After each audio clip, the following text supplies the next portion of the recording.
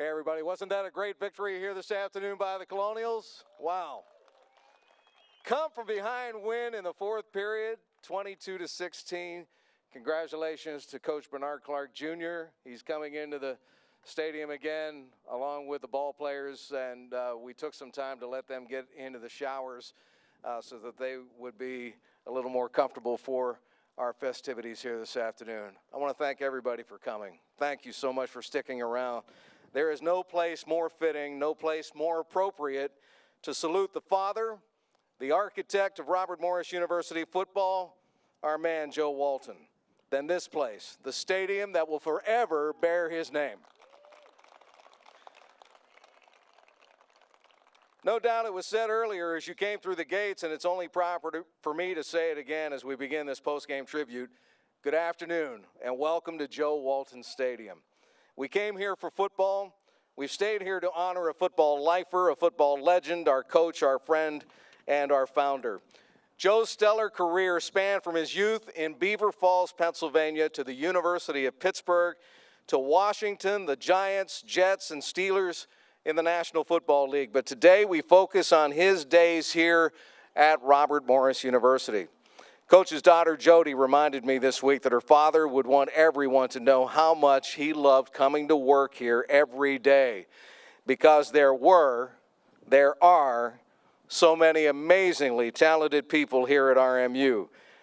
And she wanted me to tell you that he was so very proud of each and every young man he was lucky enough to teach.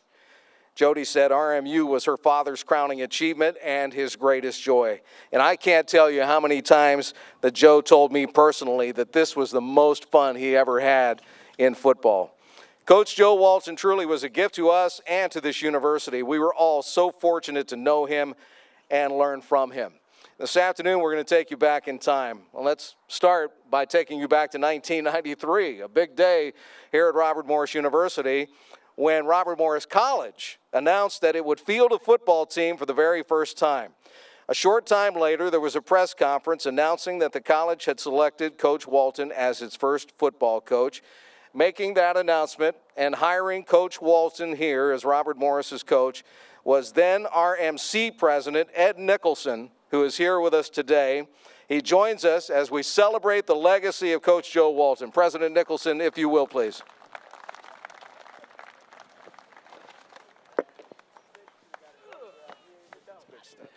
Thank you, Chris.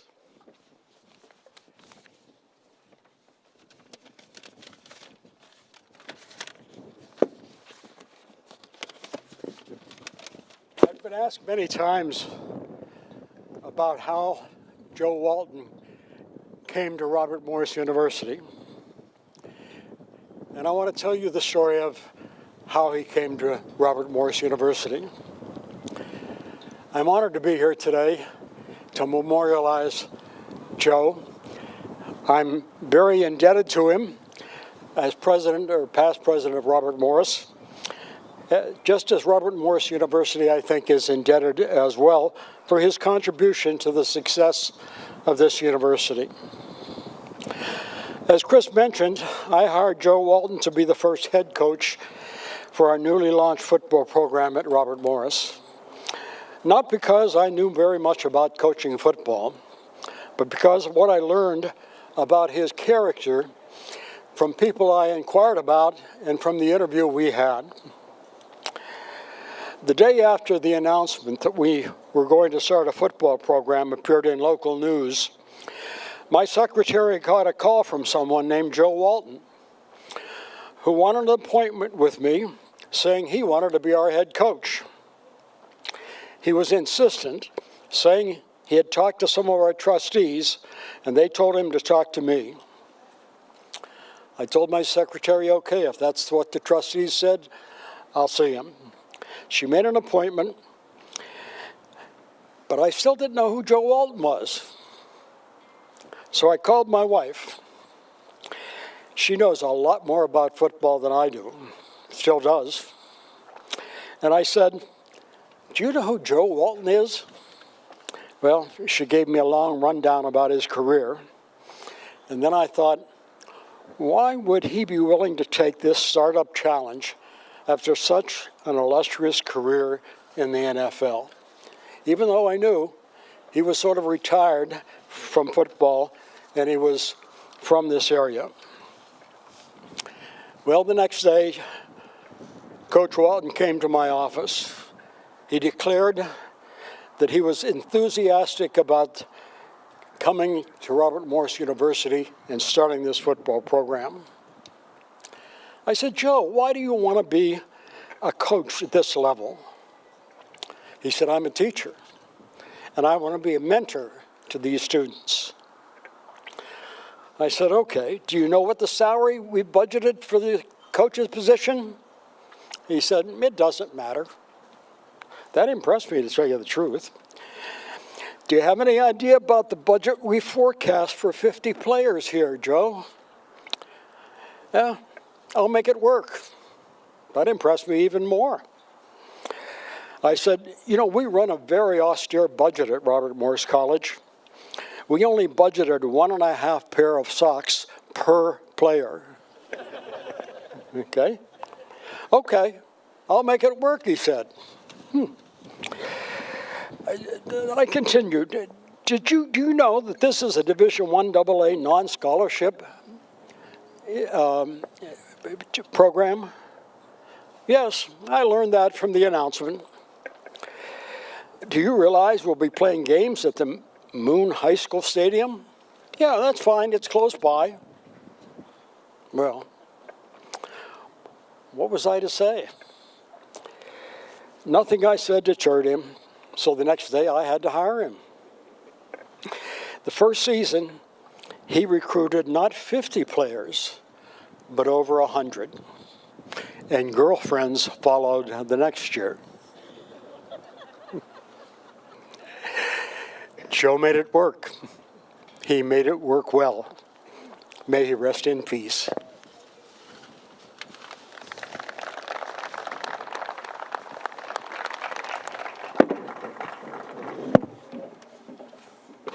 Thank you, President Nicholson.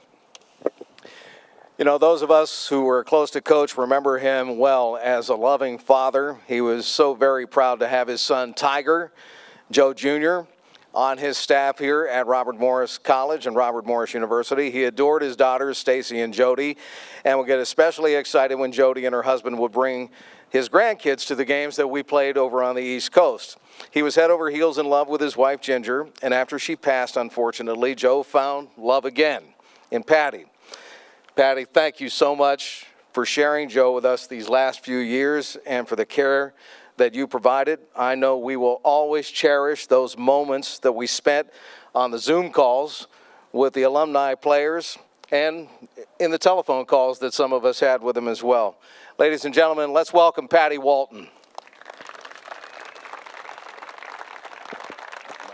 Thank you.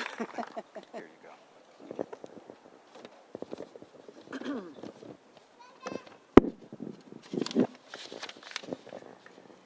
Thank you for coming here to celebrate Coach Walton's life and to comfort each other in our loss.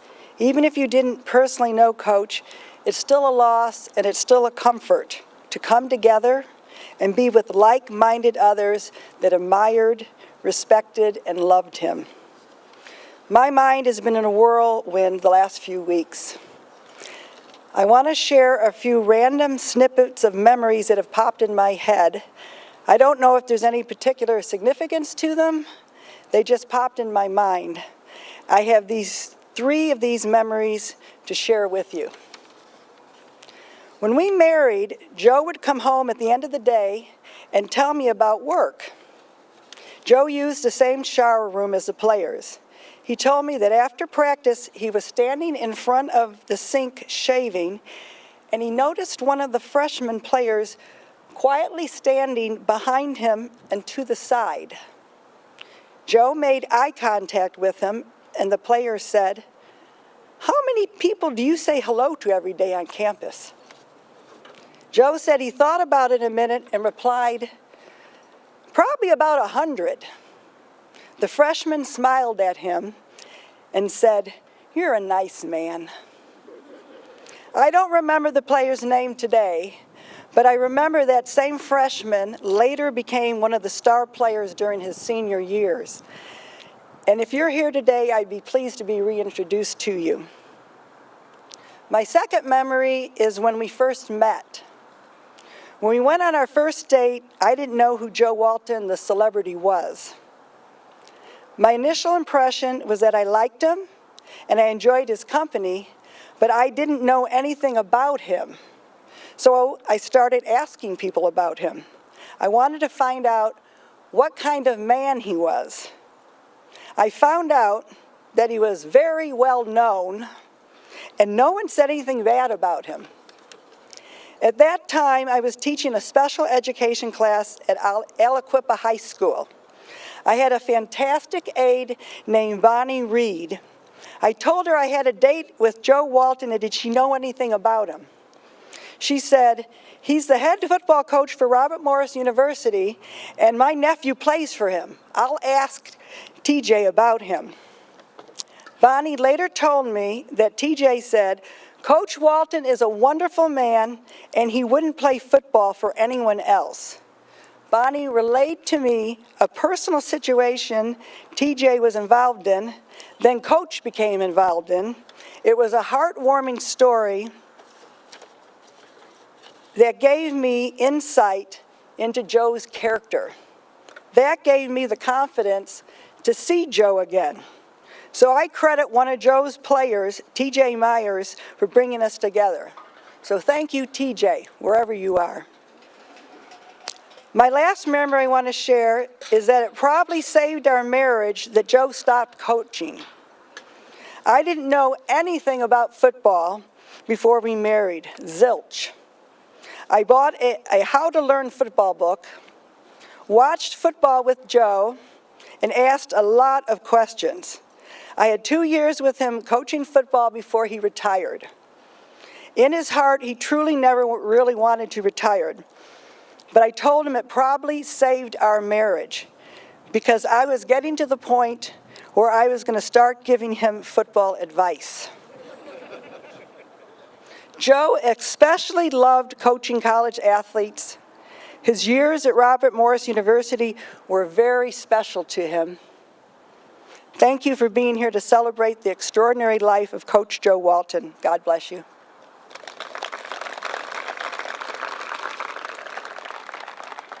Here, I'll help you down. Oh, thank you. Thank you, Patty. You know, those of us who've been around the Robert Morris football program will always remember that first win at Waynesburg College way back in 1994. The first home victory at Moon Stadium against Monmouth that ended with a goal line stand as time expired. Thank you, Bad Rad.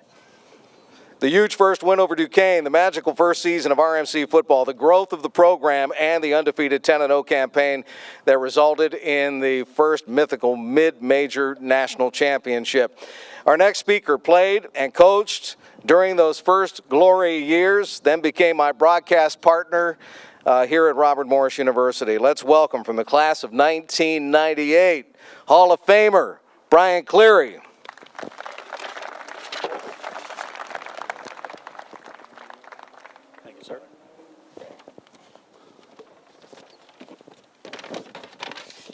Thank you, everyone, and congratulations again to the Robert Morris team. Great victory today. July 27th, 1993. Sometimes we look back at dates as our time passes on and we forget how significant a particular date might be. That was a date that Robert Morris announced that Coach Walton was going to start the football program from scratch. Coach Walton leaned on his peers, his professional colleagues, and other coaches to help build this program from the ground up.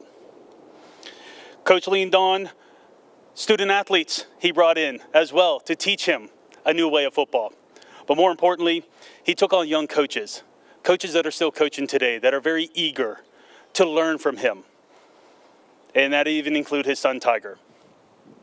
The journey for Coach Walton to secure football players from every level, give him a chance to build this program was unique. He took every walk from life. He took from guys from inner city New York, from Queens, all the way to Ohio, California, JUCOs. And for those that don't know, individuals that just needed a chance that the NCAA labeled as Prop 48s. Maybe that didn't qualify, but still took them in, gave them an opportunity to grow, to become student athletes. Since day one, Coach Walton treated all his players like professionals in terms of his expectations of the players, from practices to games to even the offseason. It was a life lesson that we never realized at that time. Success followed Coach Walton from the NFL to Robert Morris.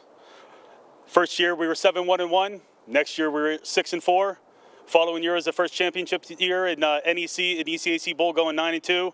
Followed up with a back-to-back conference championship and bowl game, going 8-3. And before you knew it, my first class, we were gone. It was time to pass the torch. I was lucky enough to get a call from Coach Walton to continue on at Robert Morris as a coach. And that's when you really learn who Coach Walton is, when you're behind closed doors and you get an opportunity to talk X's and O's in day-to-day life with him. Coach Walton welcomed everyone into his program, from the coaches to the players. It helped mold us into the men we are today. Coach Walton's door was always open to us, whether it was to watch films with him to get a better understanding of his very complex offense, to talking about where we might fit in to his team, whether switching the positions like I did, going from quarterback to offensive line. And also to talk about things outside of football, maybe things impacting you at home. For many of us, Coach Walton was just more than a coach. He was a leader, he was a mentor, he was a colleague, and for a lot of us, he was a dear friend. Since Coach Walton's passing, many former players have come up to me, and even friends and people I don't even know, and asked me what I'll miss most about Coach. And there's not one thing you can put on that. There's not one thing you'll miss about him. There's never a right answer, but a lot of things I will miss is running off that field on Saturdays after we score, not getting a high five from him, not doing a jumping in celebration, but just him giving you that look that you did well, and get ready. From talking strategists, coaches on the sidelines, to having him allow me to be a voice during critical situations when I was a coach, are a lot of the things I remember. Being a voice that he would listen to as a graduate assistant and assistant coach working on the offensive line and special teams. I also will miss what he was done and I was doing the radio with Chris, getting the hugs in the hallway, like a dear old dad, just wanted to hug you and just see how things were going. That's what I'll miss too. Thank you to the Walton family for sharing Coach with us for all these years. His impact on his players will go on as we raise our own families and those that continue in the coaching. And from here on out, every day, we will always have Coach Walton as a part of our lives. Thank you.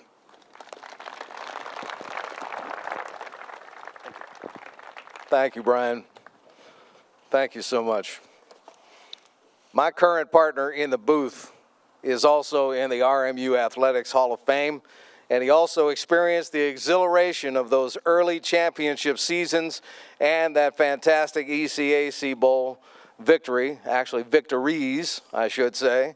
Dr. Raymond Smoke Thomas was a winner on the field and is now a winner off of it, much in part to the life lessons he gleaned from Coach Walton's teachings here in Robert Morris football. Let's welcome from the class of 2002, Dr. Smoke, Ray Thomas.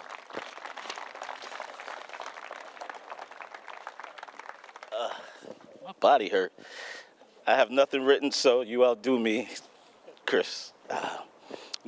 First and foremost, I just want to give a big shout out to the Colonials today, man. You played your off.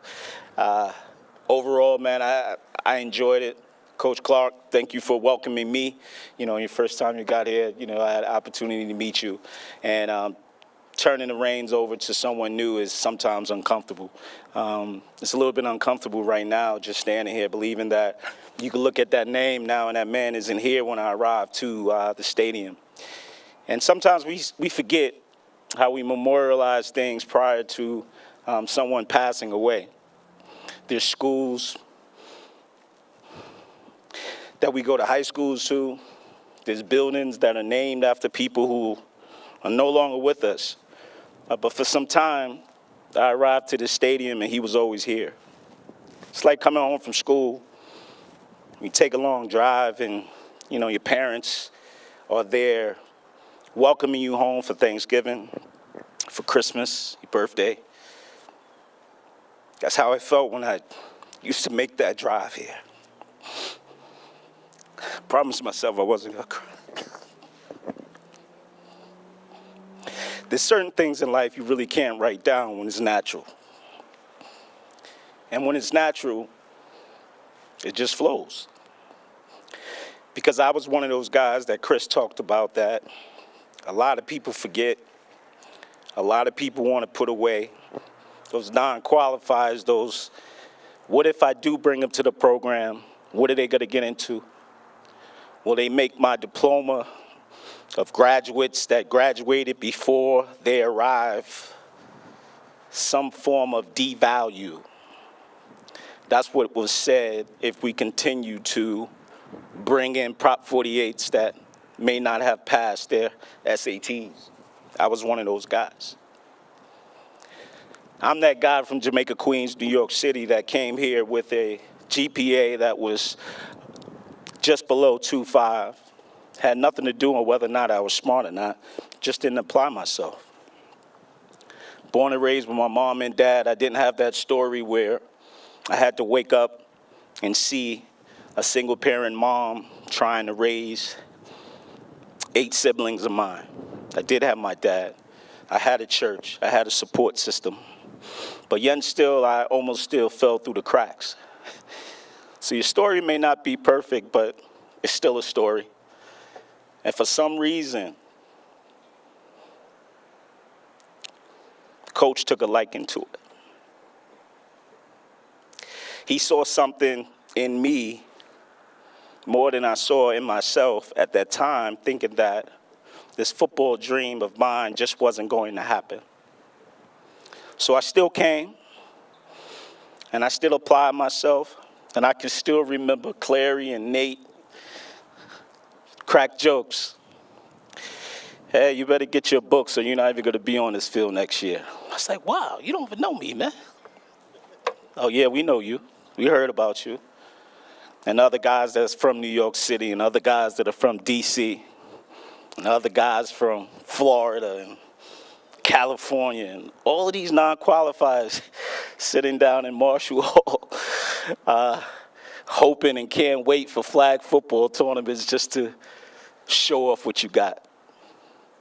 Man, those are the days that now we sit back here and recognize that we used to see people who used to come and talk to us, and now we're up here talking to you. That's what's important. It's the memories that you will never, ever erase. It's that opportunity that people look into you and believe that there's so much more that you don't even see right now that you will impact the person that's next to you. You can't write that down.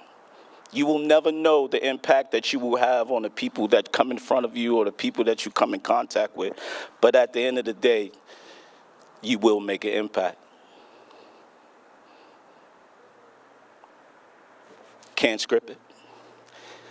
He believed in me. He believed in many of the guys that still might not have made it. He talked about the 100 students that he brought on, and probably about 60 Prop 48s, maybe 70. And I promise you there was only about 40 of us that actually made it to the next year. I'm still friends with a lot of those guys that decided to transfer out and decided to believe that their skills was a little bit more than what they thought it was, since they were supposed to go here and we were supposed to go there and I was supposed to have a scholarship. Get out of here. I'm good. If you can win here, you can win anywhere. It's not about you. It is not about you. That's one reason why we don't have our names on the back of our jerseys. It's about the team. And when I stepped through those doors, I thought it was about me. And I quickly was reminded, as Coach Walton called my parents and said, he's either going to do one or two things. He's going to get in line and understand that it's about the team. It's not about Ray Thomas. It's not about smoke. It's about RMU. RMC then. And when he told me that, and after my mother told me, don't make me have to come down there, I said, I get it, Ma. these last couple of years, I've lost some close people. Lost my mom last year. We lost Bad Rad. I lost my dad a couple of years later. Lost my brother. And now I lose another dad.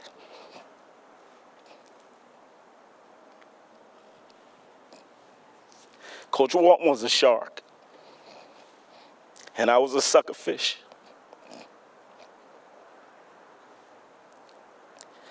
And I took it all in. So when he left, and when my dad left, and when my mom left, I was able to become a shark. So now it comes full circle, and I sit in the booth with Chris. It's so natural. I'm so thankful for the opportunity that this prop non-qualified now has. So many accolades, fellas. You will never know what your future can hold for you if you believe in yourself. Believe in the people that are around you. Take the I out of it. You will be able to succeed further than you ever imagined. I'm living witness.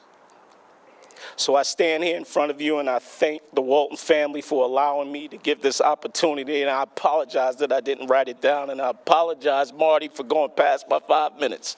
Sorry. I just needed to let you guys know and let everybody know, if you're here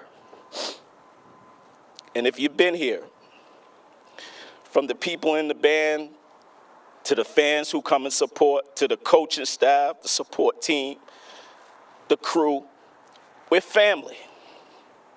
And once you're touched by the Robert Morris family, it will never change. You can't lose that. And that's why we stand in front of you and we rejoice in his passing, but he's still here. And I thank you all for this opportunity. I will continue to carry out what he knew I had deep down inside. And I still try to get better each and every day. And I'm not perfect. And I'm just grateful for Robert Morris and Coach Walton for finding this young black kid in Jamaica, Queens, New York, when all doors were closed. He opened his. So I thank you all. God bless. God bless you and everyone else. Get home safe, and thank you for this opportunity.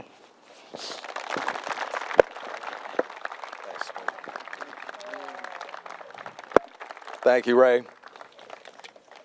Beautiful words. Great times, great games, great memories, great players. Coach Walton had an impact on everyone with whom he came in contact. He especially loved offense. He had a particular fondness, I guess we can say, for tight ends and quarterbacks. I know he was fond of this next guy.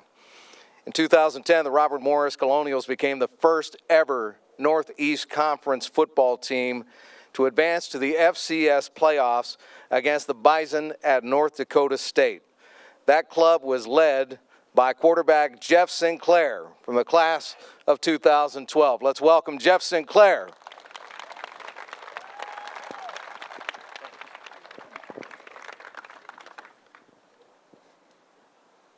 Hello, everybody. I wasn't nervous, and thanks, Smoke. Congratulations, guys. That was a good win today.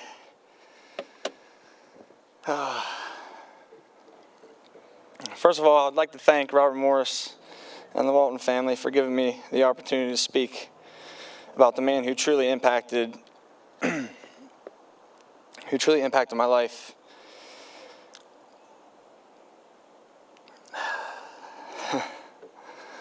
Playing quarterback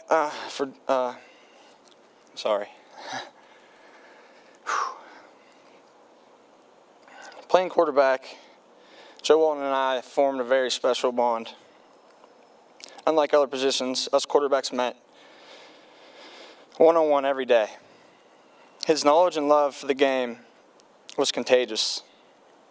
Just being around him made me want to be a better quarterback.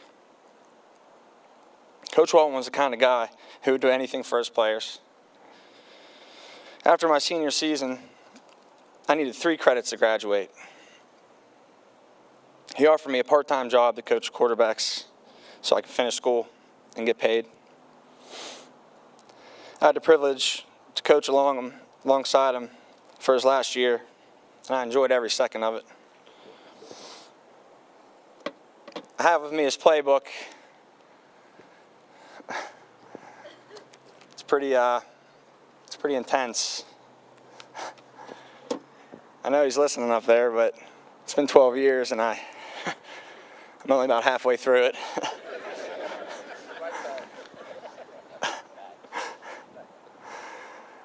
The 4 years I had here at Robert Morris had been nothing but memorable.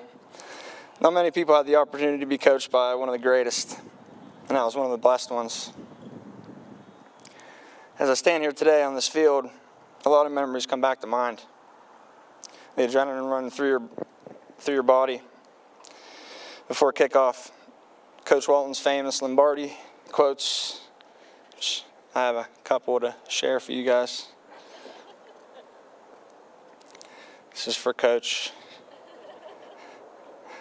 Success demands singleness of purpose. Fatigue makes cowards of us all. And the harder you work, the harder it is to surrender. Coach, I know you're up there looking down on all of us today. We all wish you can be here. But God had much bigger plans for you than you had for yourself. He needed one heck of a coach in heaven, and I can truly say that he picked the best. Thank you.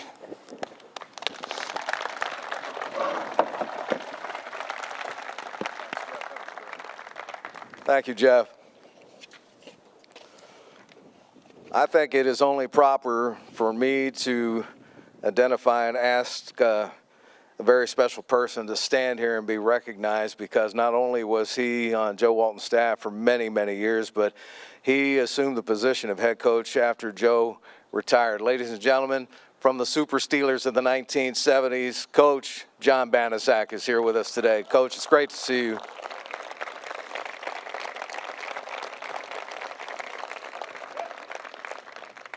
You know, I've been so very blessed to have witnessed Robert Morris football from the very beginning through now. Thank you, President Nicholson, for starting this football program here. I called every game Joe Walton was a part of at RMC and RMU except for one. Adam Gusky called that game because I was on the road with the basketball team that day. What I will always cherish is that even though I was on the periphery, Coach Walton always made me feel as if I were part of the football program and part of the team. And yep, he knew how to make even the play-by-play guy feel important. The things I'll never forget are the most personal, those that just Joe and I shared. For example, in 2015, after Coach retired, my radio show in Pittsburgh got canceled. It was a job that I held for 24 years. It was a job that I absolutely loved.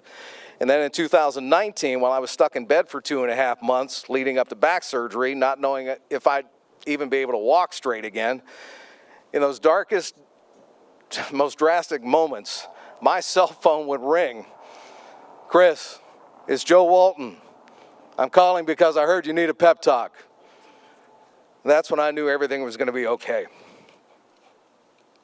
I would get handwritten notes after the season thanking me for calling the games or congratulating our crew for winning awards for our broadcast, but that's Joe Walton, always knowing what to say and when to say it, always knowing how to make someone feel better about themselves, and you've heard these guys talk about that already today. Always making everyone, even the play-by-play announcer, feel as if he were part of the team. I always say that Joe Walton made me a much better broadcaster because when he came to Robert Morris after President Nicholson hired him, I felt that I had to get better. I felt that I had to study football deeper and actually become a student of the game. And I always say that Joe Walton made me a better person because I catch myself writing handwritten notes or calling or texting people when I think they need a boost. I learned that from him. All life lessons taught by example. Patty, I will forever cherish the autographed photo I received in the mail, and I know several of us did toward the end of Joe's days a few months ago. I've followed that up with a phone call to both of you, and in that conversation, even with his health issues, he was a Joe Walton that I remember, and I'll always remember. I know that physically Coach is no longer here, but I believe that everybody here in the stadium today feels the way I feel, that Joe's spirit lives on in all of us. For Coach, the game has ended. Time on his clock has expired. He crossed that final, most glorious goal line representing all of the teams that he led and all of the colors that he so proudly wore during his life. And I guarantee you the crowd upstairs went absolutely wild when he came in. Instead of saying farewell, I'm just going to let out a bunch of cheers for all the teams that he was a part of, starting with his high school team. Once a Tiger, always a Tiger. Go Beaver Falls. Hail to Pitt. Pitt is it. Hail to, I can't say their old nickname, Washington football team. Go G-Man. Go Giants. Go Big Blue. Jets, Jets, Jets, Jets. Here we go, Steelers. Here we go. Let's go, Bobby Moe. Go Colonials. Touchdown, Joe Walton. Coach, you lived by the axiom by which you coached. You finished. You finished. And that was his motto, finish. And he did finish what God sent him here to do. Joe Walton, we love you. Now, ladies and gentlemen, I'd like to introduce the RMU Band under the direction of Betsy Charles with the Robert Morris University alma mater as we close our ceremony here today.